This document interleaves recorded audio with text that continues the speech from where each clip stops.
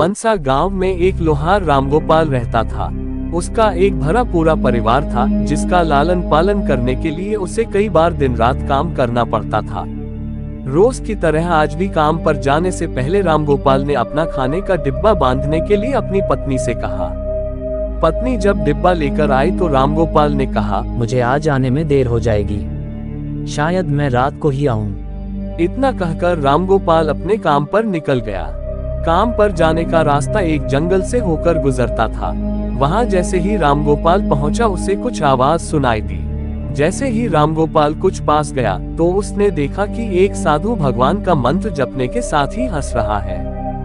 हैरान होकर रामगोपाल ने पूछा, आप ठीक हैं? उस साधु को रामगोपाल नहीं जानता था, लेकिन साधु ने एकदम से उसका नाम लेकर कहा, आओ रामगोपाल बेटा, मैं तुम्हारा ही इंतजार कर रहा था। मैं भूखा हूँ, मुझे अपने खाने के डिब्बे से कुछ खिला दो। बाबा से अपना नाम सुनकर रामगोपाल हैरान था, लेकिन उसने कोई सवाल नहीं किया और सीधा अपना खाने का डिब्बा निकालकर उन्हें दे दिया। देखते ही देखते बाबा ने रामगोपाल का सारा खाना खा लिया। उसके बाद उस साधु ने कहा, बेटा मैं तो सारा खाना खा गया, अब तुम क्या खाओगे? मुझे माफ करना। रामगोपाल ने कहा, कोई बात नहीं बाबा, मैं काम के लिए बाजार जा रहा हूँ, तो मैं वहीं कुछ खा लूंगा। ये सुनकर उस साधु ने रामगोपाल को खूब आशीर्वाद दिया और भेंट के तौर पर एक हथौड़ा दे दिया।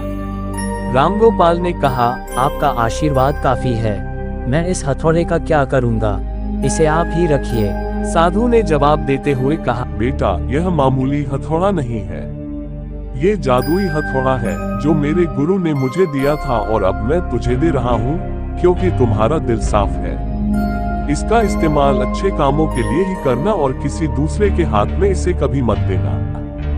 इतना कहकर वह बाबा वहां से अदृश्य हो गए। रामगोपाल अपने हाथों में हथौड़ा लेकर बाजार काम करने के लिए चला गया। औजार बनाने से पहले उसके दिमाग में आया कि आज इसी हथौड़े से लोहा पीटता हूँ। जैसे ही उसने लोहे पर हथौड़े से चोट मारी वो सीधा औजार बन गया।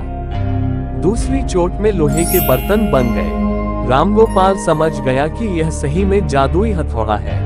वो जो बनाने की सोच के साथ लोहे पर चोट मारता, लोहा सीधा वही बन जाता। जादुई हथौड़े की वजह से रामगोपाल का काम जल्दी खत्म हो गया और वो अपने साथ ही उस जादुई हथौड़े को घर ले गया। इसी तरह रोज रामगोपाल उस हथौड़े से जल्दी काम खत्म कर लेता और कई बार ज्यादा बर्तन बनाकर उन्हें गांव के लोगों को भी बेच देता था।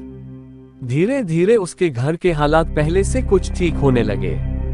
एक दिन गांव का मुखिया उसके घर आया और बोला, हम गांव वालों को शहर जाने में बहुत ज्यादा समय लगता है, क्या तुम अपने हथौड़े से गांव और शहर के बीच आने वाला एक पहाड़ तोड़ने में मदद करोगे? इससे बीच में एक सड़क बना लेंगे और गांव से शहर का सफर आसान और छोटा हो जाएगा। मुखिया की बात सुनकर रामगोपाल ने उस जादुई हथौड़े से उस पहाड़ को तोड़ दिया। मुखिया और गांव के लोग बहुत खुश हुए और उसे खूब शाबाशी दी।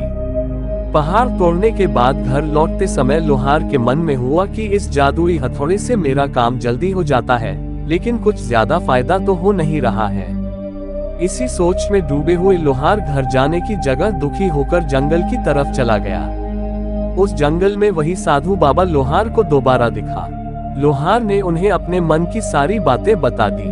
साधु ने कहा, इसका उपयोग सिर्फ औजार और बर्तन बनाने व पहाड़ तोड़ने तक सीमित नहीं है। इससे तुम अपने मन का कुछ भी बना सकते हो और किसी भी कठिन चीज को आसानी से तोड़ सकते हो। रामगोपाल ने अच्छे से साधु बाबा से उस जादुई हथौड़े को इस्तेमाल करने का तरीका सीखा।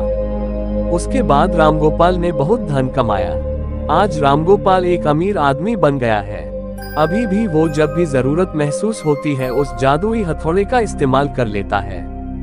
कहानी से सीख, चाहे कोई वस्तु हो या दिमाग, इनका इस्तेमाल पूरी तरह से करना चाहिए। साथ ही अपने पास मौजूद सामान का मोल समझना जरूरी है। व्यर्थ हताश होने से काम नहीं बनता।